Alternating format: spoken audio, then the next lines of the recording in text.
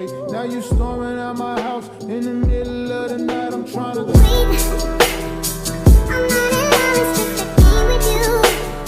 I tell myself I'm not that into you, but I don't wanna sleep. Hey, what's up, guys?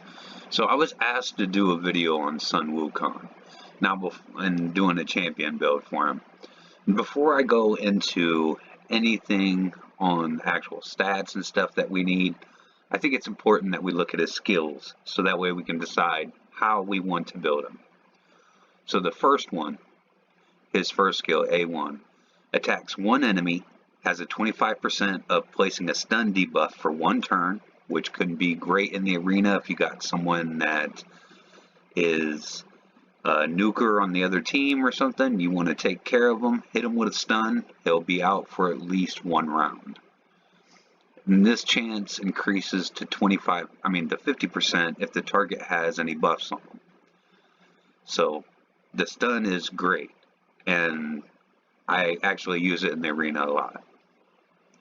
His A2, he'll ignore 50% of the target's defense. So that means, say that the target has 2,000 defense.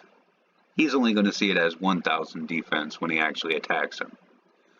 Now, if he kills that person, then all the remaining enemies will get hit with the damage of whatever was left after that one person died. And that will also ignore 50% of the target's defense. So this is really good paired up with like a savage gear that's going to take, some of that target's defense away at the same time. Now, the only bad thing about it is the actual surplus damage will not be a critical attack, but it's still going to be a pretty hefty attack. Now, if the initial target survives, then he turns him into a sheep. That's going to need a lot of accuracy most times to get that going. Now, his A3, I think, is where his bread and butter comes. So at the start of the arena, usually he attacks with his A3 first. At least that's how I have him set up. He'll attack all enemies. Before attacking, steals their buffs. So this is a great way to deal with, man-eaters, the mythos. These people that are going to put up, unkillable, block, damage, those types of things. And then, after he takes away their buffs, he slaps a block buffs on them. So they can't put that same buff back up again. And that's going to be 2 turns that it's going to be on them. So I think that accuracy is a big thing for this champion if you're going to use him like in the arena or Hydra or anything like that. Now, when we actually look at this, you can either build him with some accuracy, like I have him like 183 accuracy right here. I got him with some critical damage. Not much, only 54%, and critical rate is 82. Now, optimally, you want to see him with 100% critical damage, which I'll be pretty close after I hit this up to 16. I just don't have a lot of silver right now, so these gears are kind of low. And I don't have him fully ascended either. And this passive is the biggest one. This is what makes him really OP. So as long as he's 3-star ascended, this champion's going to revive with 100% HP and 100% turn meter after 3 turns are taken. That's not saying that it has to be yours. It could be the enemy. If 3 turns go by, Wukong pops back up, he's ready to go again. I think that's what makes him really, really dangerous. So the way that I have him, say like his chess piece, an accuracy chess piece. It's got some speed on it, a little bit of resistance. Now I'm not really worried about resistance, because if you're going to do resistance, it's better to go full in on resistance rather than just, trying to get a piece here and a piece there and only having like 50 or 60 resistance. You're not really going to resist anything and you're wasting your time with your gear. So the main things that you want to look for, like on a weapon piece, is speed, critical rate, critical damage, and accuracy. You know, HP is good too. I have this piece and it's probably fitting him the best because it's got some speed and some accuracy on it and a little bit of HP. For his headpiece, I have him with some speed, some crit rate, and some accuracy. His shield, I have HP, crit rate, accuracy, and crit damage. For his gauntlets, crit rate, because I can't really find a lot of crit rate gear to supply the critical rate without it on this low level account. And so we also have some attack percentage, which is good for him. That's what boosts his initial attack.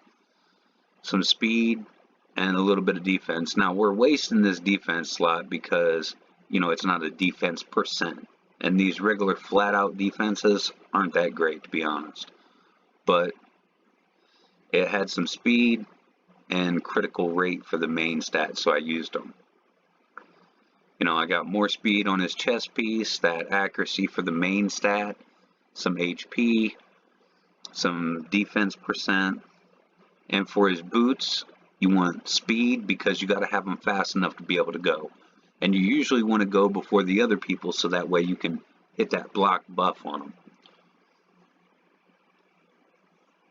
If not, then you have to worry about if your accuracy is high enough to be able to strip the buffs that they already have on them. Because if you don't have enough to do that, then, you know, you're not going to be able to take advantage of his A1 or his A3.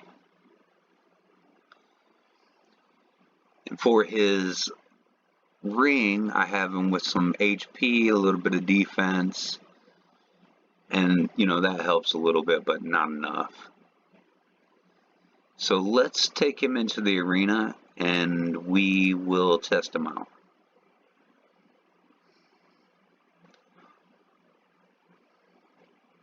Let's go here.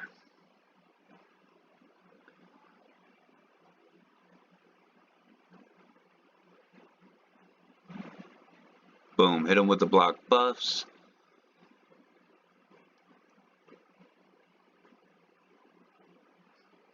See, he stripped some of my block damage because those people didn't have high enough resistance to be able to counteract that.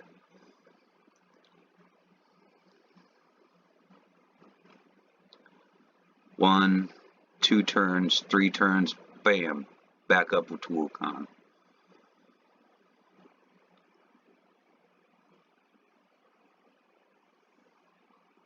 Let's give these people a try.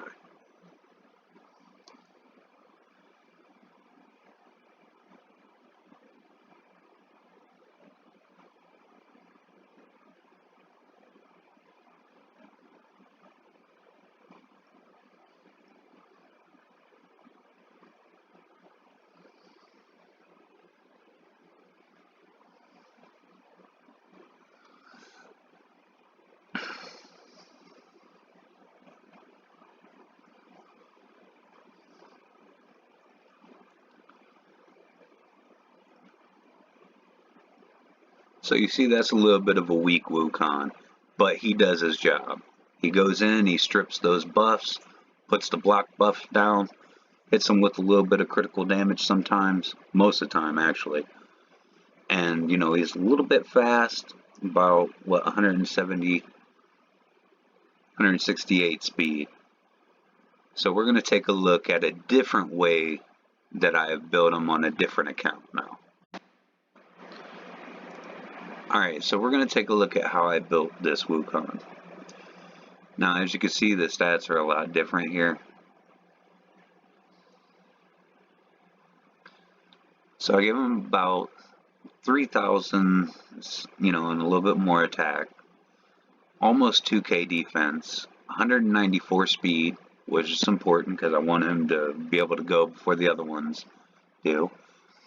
And I usually run him with people that do critical damage buff, or I'm sorry, crit rate buffs. So 86% is alright there.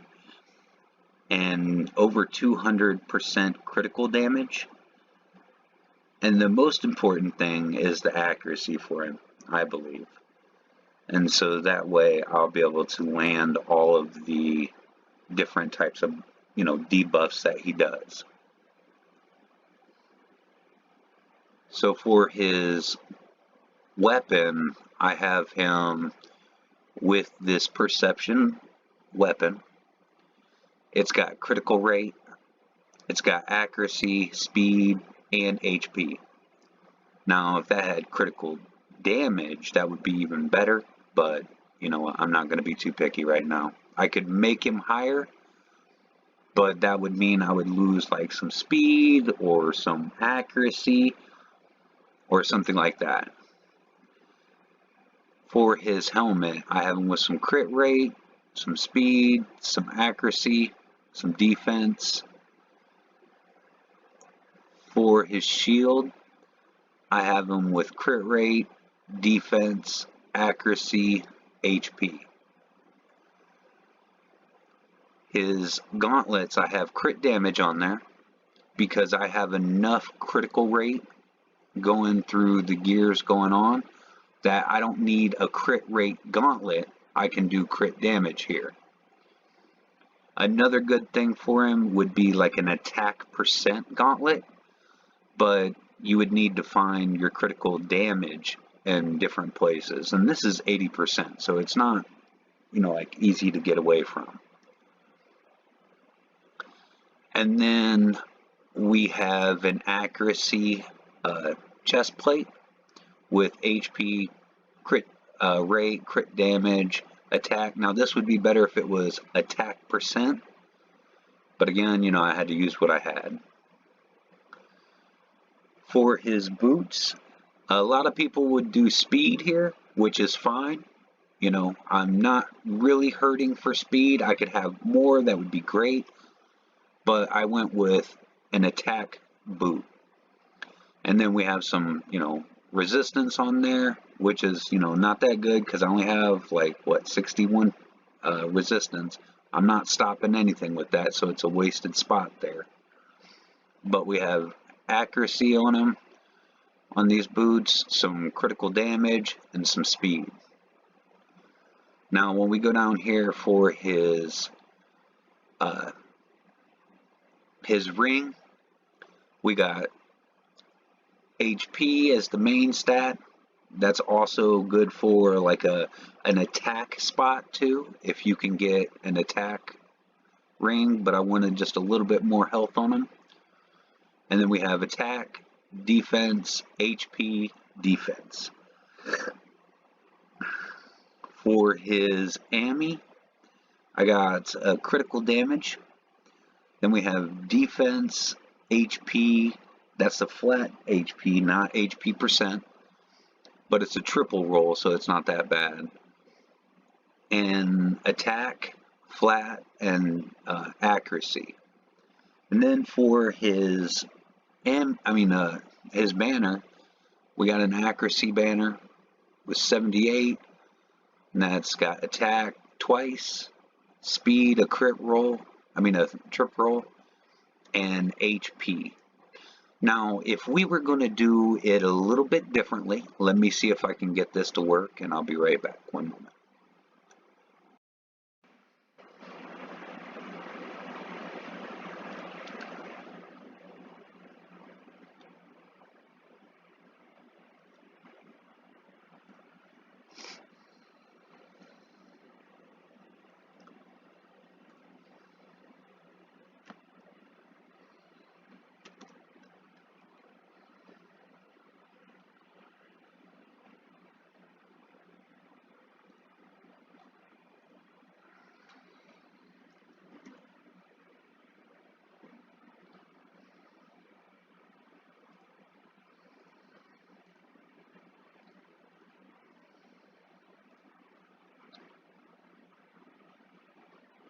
So here we go. There's some different ways that I could build him. I want to change this up a little bit because I don't want any accuracy in this build. I want to go a different way, so let me...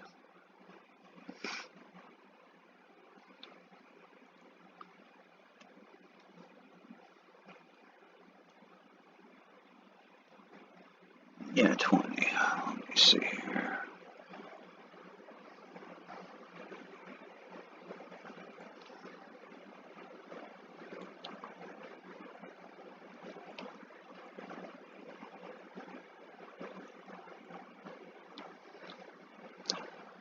Alright, so I could change up the build a little bit.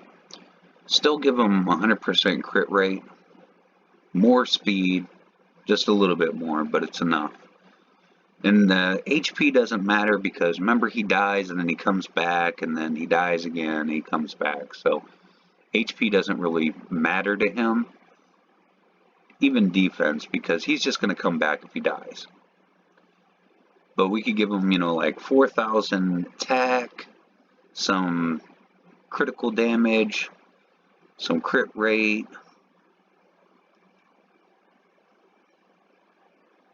And that's another way to build him, is just a straight out damage build. So we want attack as the main stat, you know, where he's holding everything, which if you look how I have him, it's not that different. Except for I have a massive amount of accuracy on him to be able to hit those different things. I mean, different skills for him. Like his stun, his block debuffs, those are important for me. So you can either go no accuracy and high damage and the crit rate and the crit damage, or you can go accuracy with attack and crit rate and crit damage. Either way is fine. You want to make sure that he has some speed though. You don't want to run at like 100 speed where there's no speed going at all. You want this guy to attack.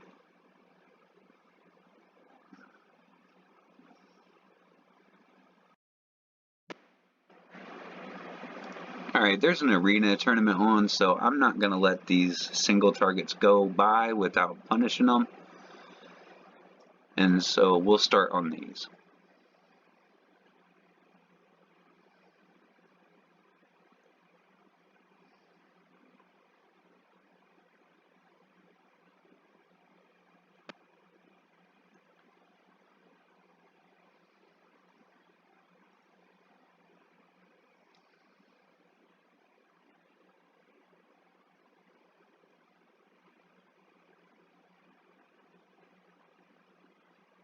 Boom with the counter attack.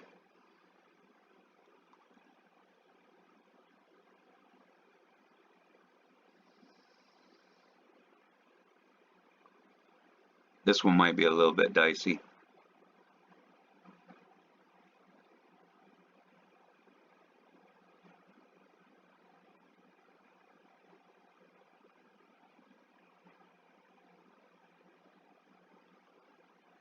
Nope, still getting the job done.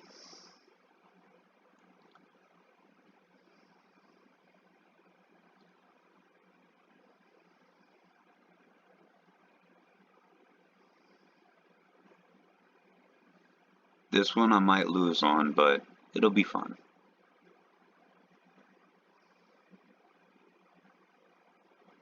Let's target Genbo because he does crazy damage. And we'll see that if he gets to hit me. Yeah. See that 117k. Genbo doesn't play.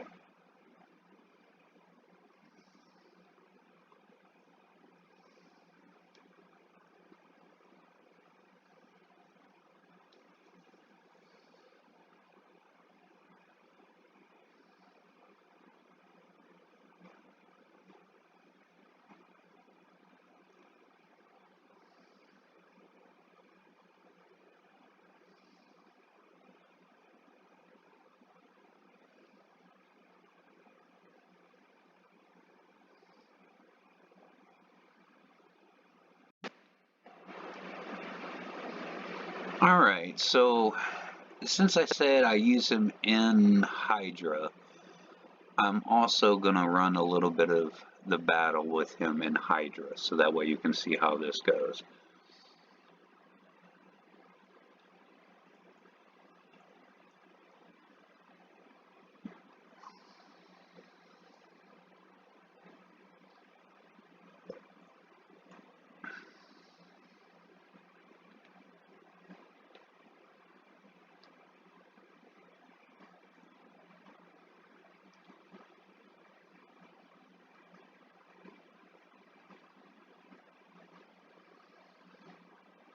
As you see, he landed all his block buffs on Hydras. That takes around, I think it's like 350 accuracy in order to do. So he's doing the job that I'm paying him for.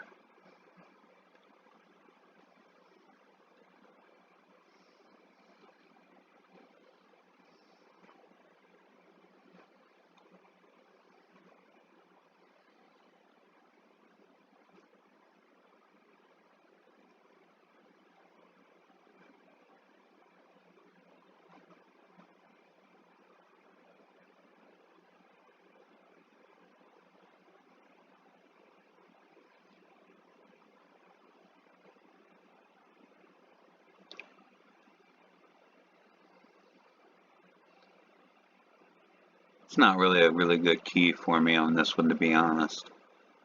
But it is what it is. As you can see, he's taking some damage, but he's okay.